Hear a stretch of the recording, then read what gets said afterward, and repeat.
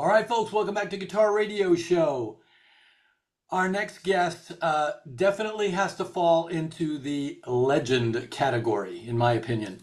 This is a guy who really revolutionized rock guitar in the 70s and the 80s and into the 90s and 2000s with his, honestly, one of my favorite projects that he ever did was 21 Guns. I freaking love 21 Guns. But the majority of you are going to know him from Thin Lizzy, but we're also going to talk about a record that he recorded with friends in 1983, 84, I believe it was. And it's finally, after 40 something years, finally going to get released. It was a project called The Western Front, and the record is called Eureka. And it comes out on July 10th of this year. And man, oh man, this is a really, really good record. Please welcome to Guitar Radio Show, Mr. Scott Gorham. How are you? Good, Mark. Thanks for having me. This should be interesting, huh? Absolutely. So my first question here, and I said this to you off mic, I don't understand, and I can't find anything in my research. Why didn't this album get released? It's great. That that is the question, Mm. right? Well, first of all, I got to say this: it never started out as a band or writing material or any of that, right? I had flown into Los Angeles specifically. I came off tour, and I specifically landed in Los Angeles to work on my all-time best friend's solo album, Bob Siebenberg, the drummer for Supertramp, right? And that was the sole reason I was there, right?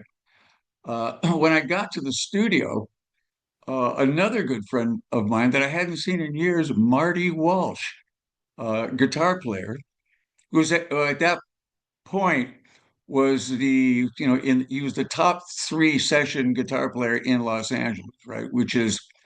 That's really saying something. If you're a guitar player out there, you know what I'm talking about. Mhm. So, and I had carved out about maybe 4 or 5 weeks to get Bob's album done. And the great thing about it is, Marty and I, guitar wise, we worked so well together and we clicked. It just happened really in a matter, it felt like days, like we got Bob's album done, right? So now I've got all this extra time on my hand. I can get back on the plane, fly back to London, and get ready for the next Thin Lizzy tour, right? But, I said to Marty, I said, this is probably going to be a chance I'm not going to get again. Maybe you also. I said, Marty, I've got this riff, right? How about you and I let's knock a song out and see what happens, right? And it happened to be the riff for "Set Me Free," the single that you're probably going to hear, Mhm. and that we knocked that out in probably 2 hours, right? And we both kind of looked at each other and went, well, that was pretty easy. That went really smooth. And I said, well, I got another riff. Should we see if we were just lucky on that one? You want to try it again, right? Yep. And we both grabbed our guitars, sat down at the console there, and once again, we knocked it out really fast, right? So Marty and I had this kind of thing together. We just really clicked really well together, right? Uh, and I kind of made a joke, Mark. I, I said, well, I guess we're going to have to get somebody to sing this stuff now, right? And Marty immediately went, I know the guy, right? And I'm like, what? You know the guy, right? He goes, yeah, I know the guy. His name is Moon Calhoun, right? And my joke right now is I didn't care if he could sing well or not. I just wanted to meet a guy who was named Moon, right? So, and Marty was just like, no, this guy is top notch. Believe me, right? Moon showed up 2 days later. Great guy. I fell in love with the guy straight off the bat. Even more so when he opened up his mouth to sing. Now, I'm used to being in a band with a singer like Phil Lynott, who's got this real deep kind of baritone voice. Hmm. where Moon is like a higher register, right? Hmm. Uh, More like a journey kind of vibe, you know? Absolutely, yes. And and the way he conducted himself, his energy level was so high, it got me and Marty up uh, to his level of energy. And he also brought with him, a guy named Dennis O'Donnell, who actually probably wrote 90% of the lyrics and the melody lines and all that. And we just started writing all of this stuff, right? But in the back of my head, I knew I had to get back on that damn plane and get back to London and sort of get back to work, back in Europe, right? Which is eventually what happened. And at that point, the album wasn't really completely done at this point. I think there was maybe three more songs that needed to be written, and I knew that the other guys had this down; they had it covered, and they didn't need me there, right? So I felt pretty secure, but I also felt horrible knowing what this stuff sounded like, and I'm going to have to leave, right? I've never left a project in my life, and now I'm leaving before it even gets started, right? So when you say that here's a project that never got a record deal, I was part of the problem, really, that we didn't get the record deal.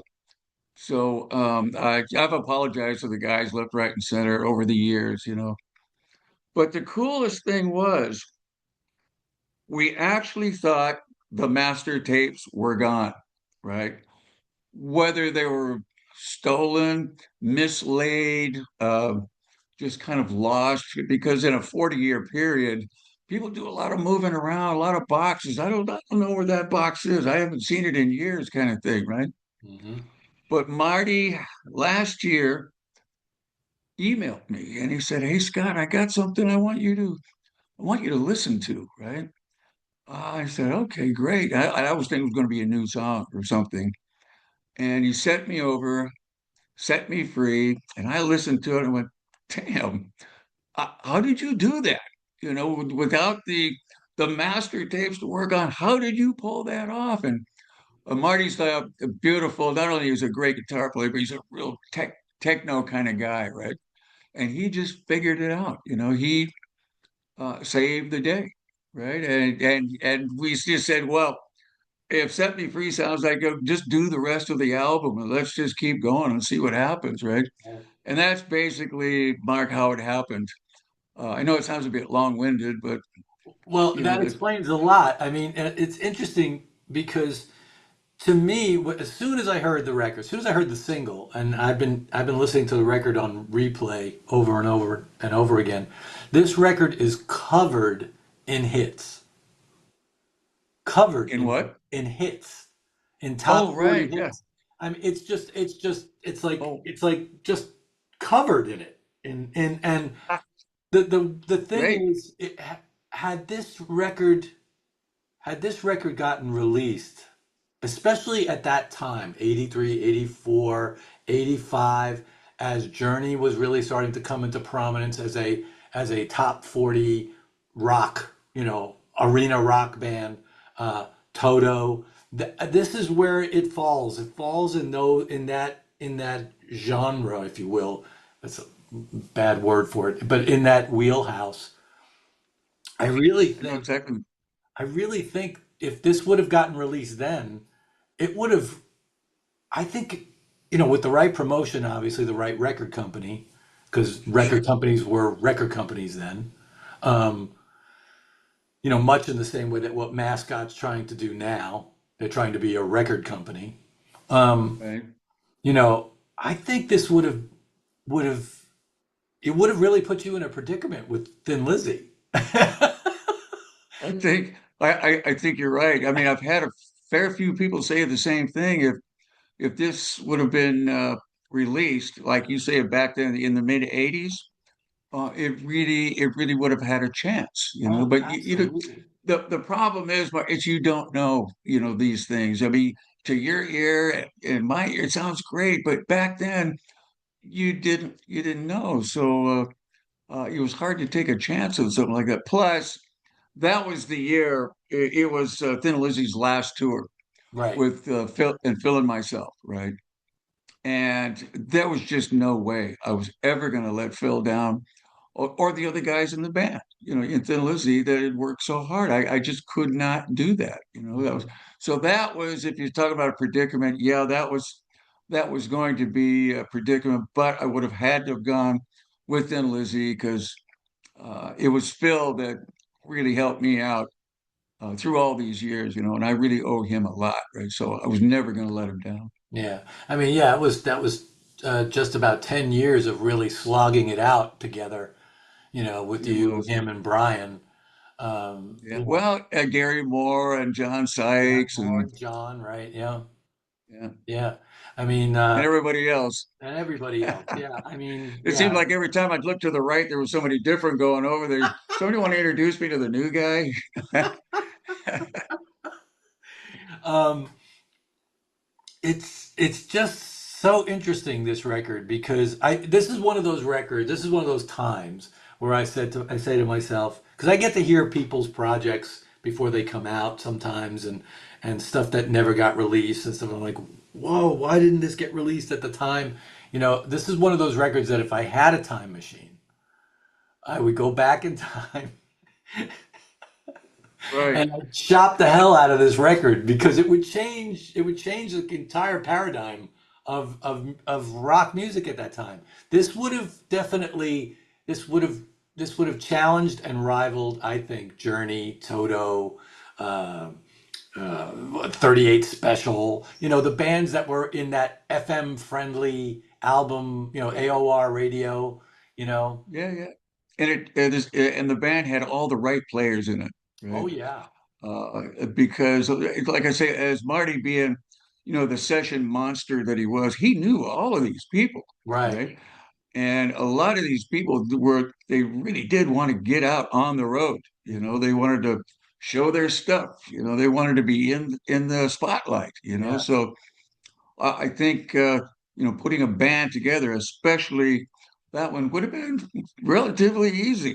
Oh yeah, I At think that point. so. Yeah, and it was interesting too. It's interesting because Marty is a very different guitar player than you are, from approach, from tone, from application. You guys are very different, and I think that opposites attract thing really coalesced on that record. I'm glad you said that because I thought it really worked also, right? Marcy, Marty is a tone master, right? He was using these kind of glassy guitar sounds before I really even heard them before, Right. and I realized, how beautiful some of these guitar sounds could actually be, and he was able to apply all of that, right? Where I'm kind of the Neanderthal kind of guy underneath, more sustained. God damn it!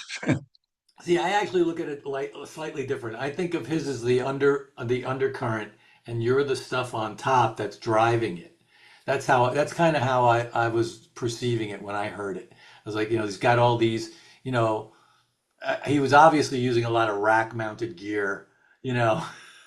You can just hear it, but that's Yeah, what the studio cats were doing then. yeah, Lukather was doing that, Marty was doing that, Carlton was doing that, all those cats were doing yeah. that at the time. Well, what I was using for amplification was the Rockman. Remember Oh those? wow. The Tom Schultz thing? Yeah. That was the only thing I was using. I couldn't bring gear over, the stacks of Marshall gear and all that. Right. But I found that the Rockman, it was like this revelation, right? Because you just plugged your guitar in, it was like bang, instant, really great guitar sound, right? Yeah. Thank you, Tom Schultz. Yeah. You did a wonderful job with that, right? Yeah. Uh, I mean, there was plenty of sustain and coming out of that little box. It was a real uh, changer, a music changer that thing. And of course, the problem is it got way overused, It did. right? Yeah. During the 80s and all that, it was like, okay, that guy's using a Rockman. Yeah, I've heard that a million times, So that was a little sad that it happened like that. So you would try to mess with the trebles and the basses and the mids and all that to try to make it not quite sound so rockman like, but you could not get away from it, right? Well, it's funny because it's kind of surprising that you said that you used a Rockman on that because I wouldn't have thought that. I heard Marshall tones in there, Good. so That good. yeah, that's great. But Yeah, so it actually worked. It worked. yeah, Messing with the tones and all that. yeah, Yeah, great. absolutely, yeah. It is a lot like what Billy Gibbons says. Ultimately it comes down to meat on metal on wood. To get the sounds that you got to get. You know. Yeah. Um, but I yeah, remember, I remember, I remember Billy Gibbons said a really cool thing one day. It used to be that it was the grain in the wood that made all the difference in the guitar sound. If you don't have the right grain in the wood, you're never going to get the guitar sound. And he said, but you know something? We have so many stomp boxes now, the grain doesn't make any difference any longer, right? And he's right. The wood doesn't make it's you, right? And your choices, whatever stomp boxes you're going to use, and of course your amplification at the same time. absolutely, It's yeah. the combination, but it is not the wood. Yeah, for sure. And especially once you get to a certain level of saturation of sound, of volume, everything as far as the nuance starts to go away. Right, exactly. For sure. Yeah. Um, so I have so many notes. I have so many notes. So let's see here. Oh, you're not going to make me remember stuff now, are you? No, no, no, no. I'll get you through this. I promise. There we go. Here it is. So, do you remember? Did you just use your guitars that you were using in Lizzy on this record, or did you bring in something different? I brought my Stratocaster with me on the Western Front things, right? It's a guitar that I had sort of custom made with a guitar maker here in London. I remember I bought the neck in Hollywood as a Hollywood Guitar Center or something like that. Yeah, yeah. And I had the body. I got the humbucker pickups that I put in there. I threw out all of the Fenders single coils, and I used like I say, the humbuckers.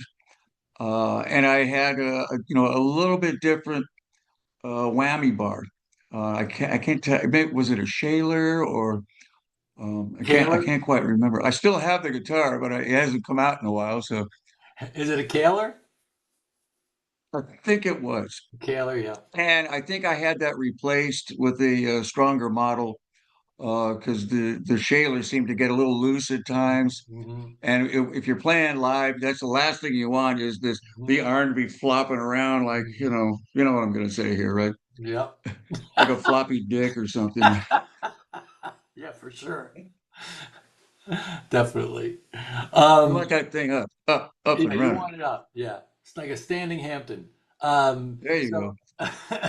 A standing Hampton. Yes, okay. um, so that was the one and only guitar you used on the record? On that record, yeah. Wow, that's And, amazing. and I did the same thing with 21 Guns. That was the main guitar I used 21 Guns, but I had my 57 Les Paul there with me, which I absolutely adore that guitar, right? Uh, that Les Paul, I bought that in Boston, right? And I remember the guy wanted. We were at this club, right? And this guy comes in, and he's got like six cases of guitars. He's a vintage guitar guy, right? Flips open all the cases, and I'm looking at all of them, and I spotted that one. Straight, I said, I really want to try that one there, right? And he told me it was in 1959. Really, man, you're a vintage guitar selling kind of guy, and you don't know the year? Jeez, it was like 20 years later that I found out it was in 1957. Right? You can Wow. tell by the headstock; it's a different headstock, right? Huh.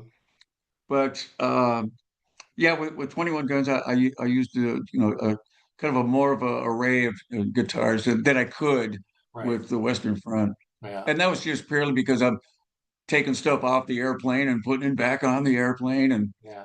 yeah, I didn't have a road crew there to pack things up for me, so At what did age it did myself. you at what age did you leave because you're originally from Glendale, California, right? Right, You're originally from Glendale, California. right. When did you leave Glendale or California or America and go to the UK? Well, I was 20, I'm pretty sure I was 20 years old, Oh right? wow. Okay. Uh, and at that point, I didn't have a passport. I had to go down and get myself a passport, which most Americans still to this day do not have a passport. There's Yes. something like 60% of the population of America don't have a passport. I find that unbelievable, right? But, and not very many people, Americans anyway, flew uh, to England. It was just too far, too much of a trip, or too exotic. I don't know, right? But, and I use the word exotic because when I got there, and because of my accent, I became one of those exotic people, because the English people didn't really meet a lot of Americans That's at true. this point. You probably experienced that yourself, I maybe, did. I did. Yeah. right? But in 1974, you can probably times that by 10, right? Yeah. So I made friends very easily because of the accent, and people wanted to know, about this state or that state. I'm going, I don't know, I've never been there either, so there's 50 of them, give me a Right. break here. That's great. Yeah, I used to get asked questions because I'm originally from New York. I'm in Austin now, but I'm originally from New York, and people would say, "So where are you from?" I hear your accent. And I said, "Oh, I'm from New York." And the first question was always, "Have you ever been mugged?" You should try it. It's great. It's You the best. you you'll love it, right? Oh well. Well, one of our first American tours. Now, Phil used to take me when we used to tour in Ireland, right? Every city that we got to in Ireland, he would give me a history lesson Mm, of that city or that statue over there, or you wow, see that building. Well, that's blah blah blah, right? I mean, the guy was this encyclopedia of history for Ireland, right? So okay, we spool on and we get to our first American tour, right? And we land in New York, and Phil's going, right, Scott, tell us about New York. And I'm going, I I've never been here. I don't know anything about this place. And I felt like such a jerk because he'd given me these history lessons for the last 2 years on Ireland. Oh God, it was terrible, right? that's great. But there you go. So before you left America, what was the impetus for you to pick up the instrument in the first place? Was there somebody in particular? Was it a certain musician, certain record, certain what was it that made you pick up the guitar as a young It person? was British bands. Absolutely. Yeah. It wasn't American bands, although there were a fair few that I did like, but it was, the Eric Claptons and the Jimi Hendrix. I know he's American, but everybody thought he was British, right? The Jeff Becks, you know, uh, the Deep Purples, all of these guys, man. And it was like one after the other and another, and here comes 12 more, and look at that. And all the music was great, right? And I kept thinking, what are these people eating? What are they drinking over there to make them so amazing at writing all of these songs? I don't get it, because it's an island, you know. So I said I got to experience this myself. Both me and Bob felt the same way. He was a big Traffic fan, right? And so was I. But he was a massive and Procol Harum. He loved Procol Harum and all of that, right? So, but the first person in our family, and it really pissed me and Bobby off, to go to England was my little sister, right? She went on a school trip, right, to England, and when the time they were supposed to be there for 2 weeks, and when it came time for them to get back on the plane and go home, her name was Vicky, and there was no Vicky on the plane. She had stayed. She was 18 years old, and she decided she was going to stay all by herself, right? And that made me and Bob seem like, really, are we that big of cowards that my little sister can do that and we can't? Unbelievable. And it was both he and I that really wanted to get to England. Not her so much, but he and I. So that she gave us a real kick in the ass to, right, I got to put more money in the bank. I got to get plane tickets. Uh, and it really got, she really got the ball rolling. And they got there first. They got married. They got to England first. And then I met up with him like a year later. He had already joined Supertramp at this point. Hmm. I was able to, meet a lot of Bob's friends that he made over there. And he had met one particular Irish guy. His name was Ruan O'Loughlin, right? Who was this multi instrumentalist. He could play saxophone. He could play guitar. He could play great piano, honky tonk piano. Hand him anything, harmonica. Yeah, I can do that. He was that kind of guy, right? And at this point, I had already had a band. It was called Fast Buck. That's not too American, is it? That's a little American. Right. Sorry about that, England. But and what I would do is I'd get on stage because I was trying to meet as many musicians as possible because I only had 6 months on my visa. I would get on the microphone and say, okay, well, listen, we're here next week. If you play guitar or you want to sing or you want to play keyboards, come on up. You can jump up on the stage with us and we'll all have a jam together, purely so I could meet these different guys, right? And Ruin showed up one day. He brought his saxophone with him. He heard, me play because he hadn't heard before, and he dragged me out to the side. He says, I know this band, and they're looking for a guitar player. They're an Irish band, and I really think that you're the guy they're looking for because they had apparently been auditioning the hell out of the whole of London to try to get this second guitar player. And great. I've got 30 days left on my visa. Yeah, I'll do it. Give me the number, right? And he gave me the number, and I called up their manager, and the manager said, are you American?" I went, "Yeah. Is that a problem?" He goes, "I don't know." Well, that's a good start. So, but he gave me the address of where they were rehearsing. I came down, and it was a place called the Iroko Club in West Hampstead. You probably know Hmm. West Hampstead, Hmm. right? I do. And it was an African dinner club, right? And I remember walking down this really dark corridor, and all I could see was this light at the end of this kind of corridor tunnel. And at the end of it, there was a whole bunch of these black waiters in flowered shirts and stripy pants, and they were setting out the dinner table and all that for the night's dinner and all that. And as I'm looking at this, I hear a guy go, "Are you Scott?" And I turned around, and there was this black guy in front of me. I went, and I thought he was one of the waiters, right? And I'm thinking, wow, that's really cool of them. These Lizzy guys have sent down one of the waiters to show me into the rehearsal hall. And this guy, I looked at this guy and he had his hand stuck out. He goes, "Hey, I'm Phil. I play bass. I sing and play bass in the band." I went, "Oh, whoa, really? How amazing is that?" Right? I had, and this is going to sound terrible. That was the first black hand I'd ever shook, Huh. right? How weird is that, right? That is interesting. There was just never a black family around where we lived or worked or anything, right? And here was this black hand. How you doing? I'm Phil, right? Cool.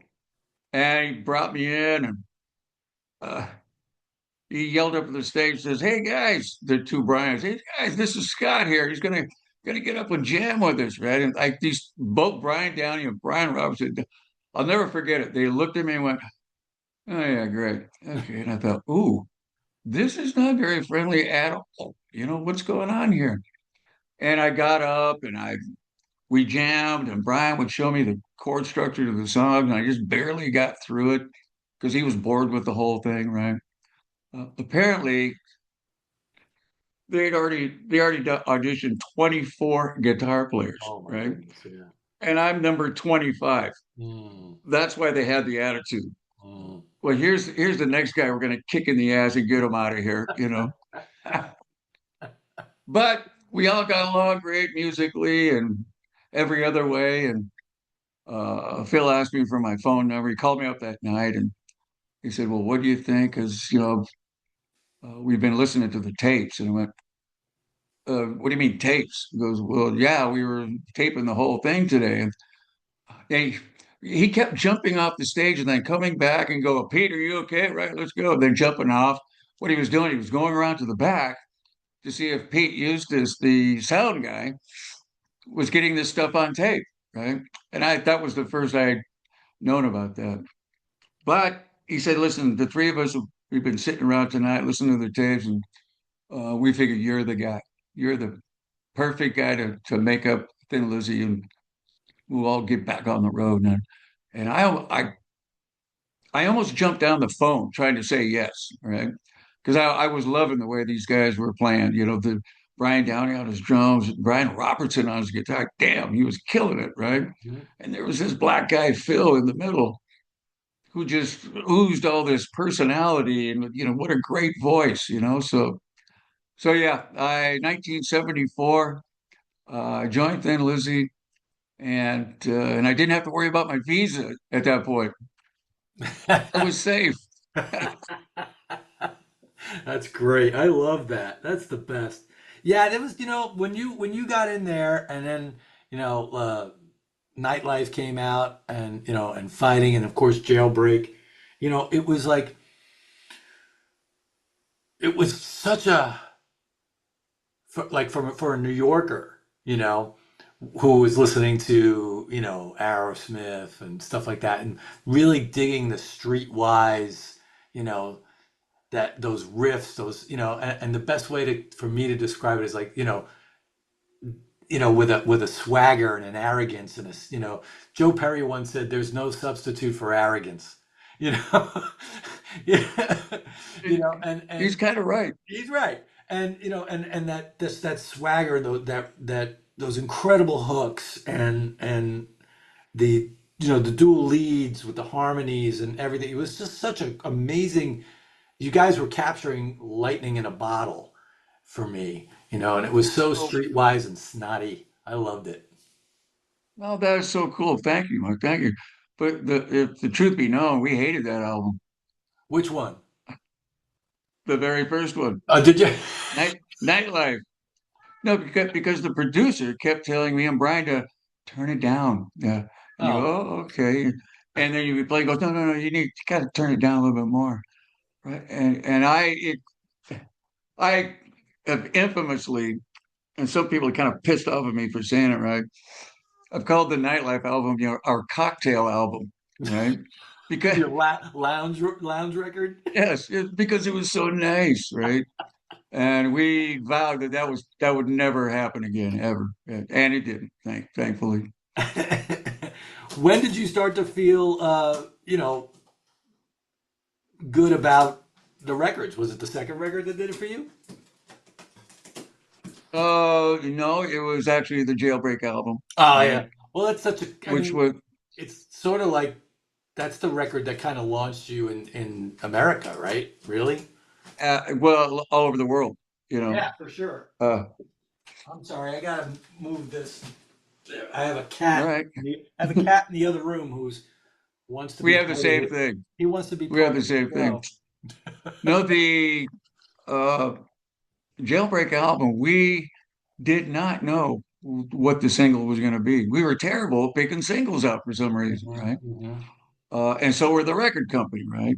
But Yeah, it was that's the for record company, right? Thank you, record company, right? sure. But it was the record company saying, "This is your third album.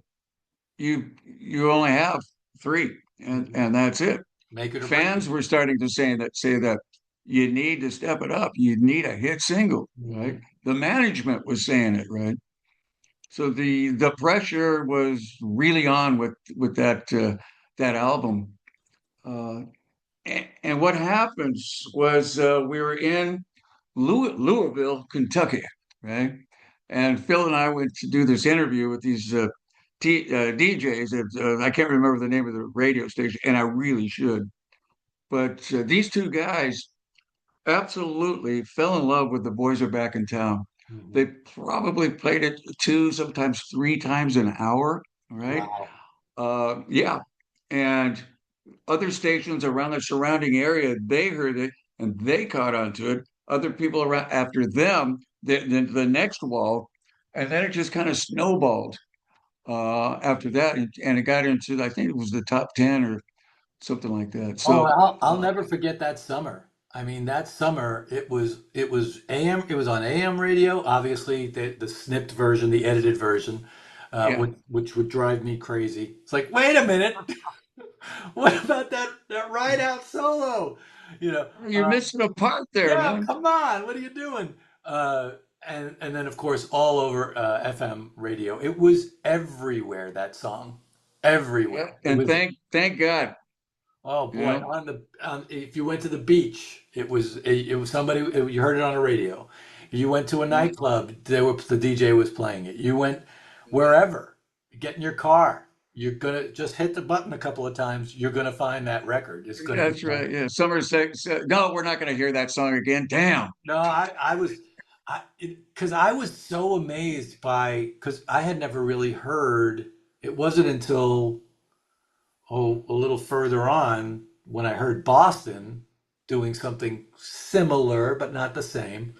Yeah, Um, but I had never heard those kind of harmonies really because I hadn't really been turned on to like the Almonds yet or anything like that. I hadn't really gotten turned on to it. I was really a radio kid. I didn't right. have I didn't have any older siblings to turn me on to music. So it was the radio was my best friend. It was my Wow, older wow. brother. Yeah, And yeah, yeah. that's how I heard. I mean, and I was just like, wow, this is super cool. And Yeah. I remember going to buy the record, and then all the other stuff that's on there. I mean, it really was a milestone record. No, great, great. The way that the harmony thing came about Yeah. was on this one particular song, which there were no harmony guitars on. Brian Robertson had gone out into the studio, and all he was going to do was just record this one line, right?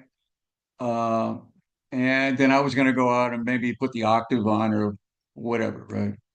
But the engineer had kind of made a little mistake, and he put on a sort of a couple of millisecond delay on this one line, so it fed back on itself in harmony, right?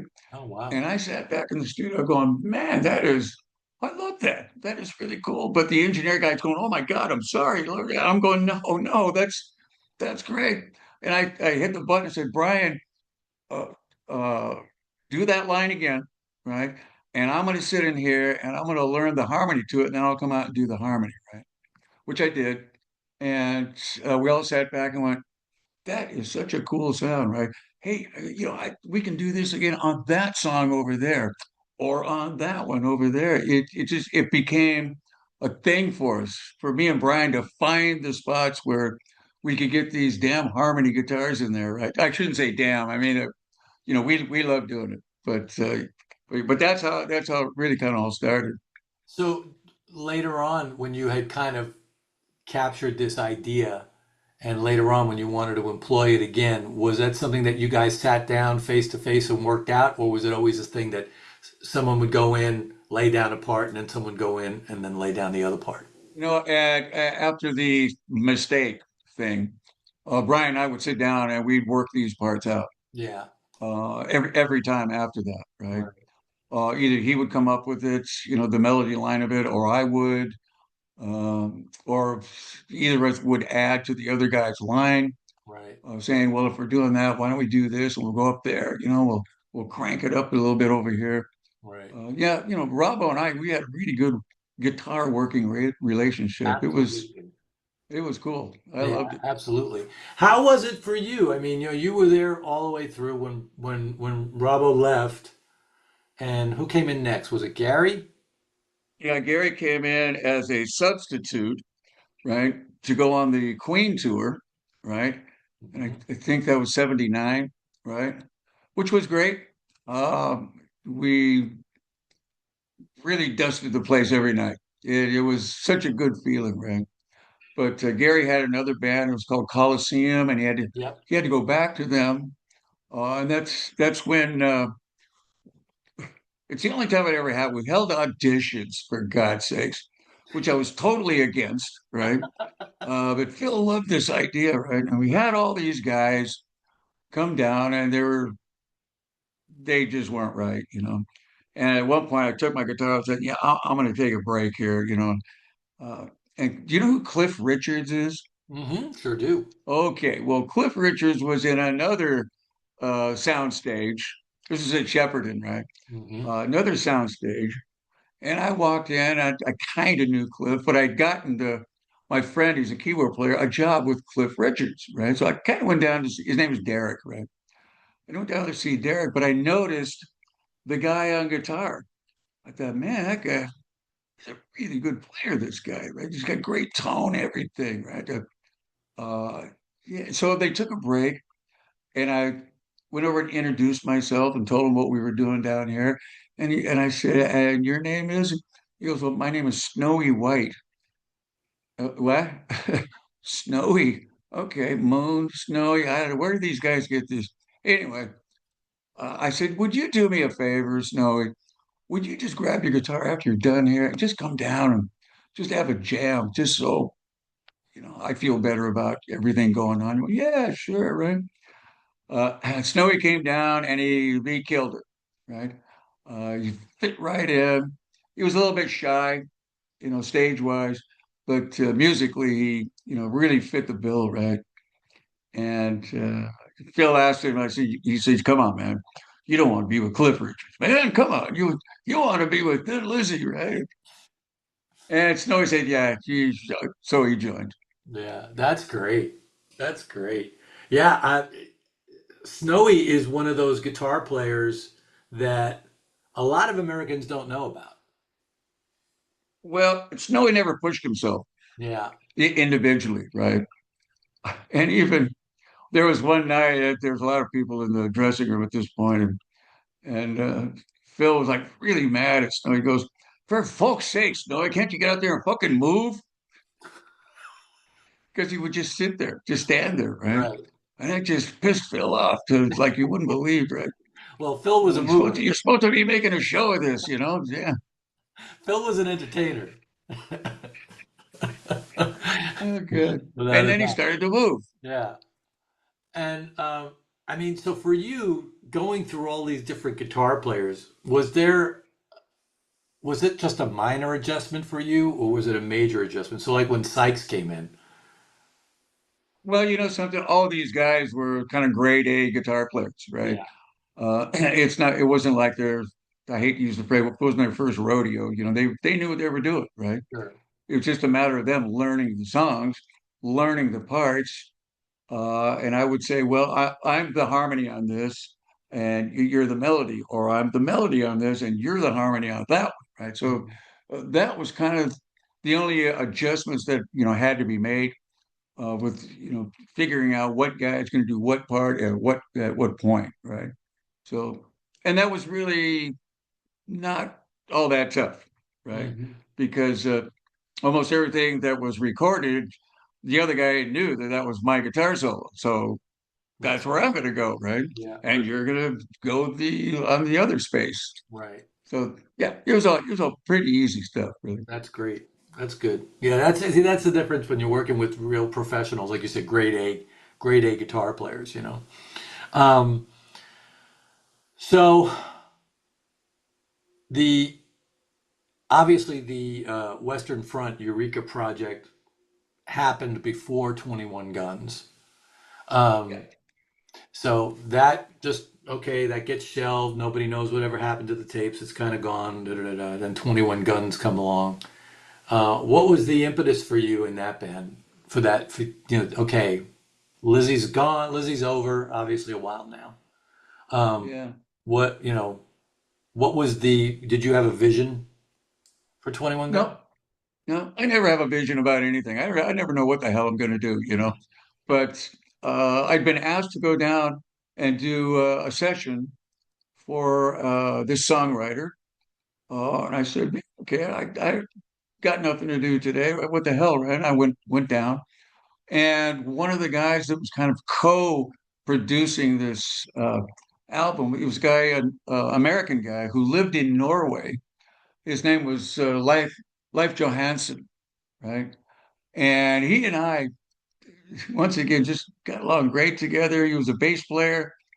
I loved what he did. I loved his attitude. His sense of humor was killer.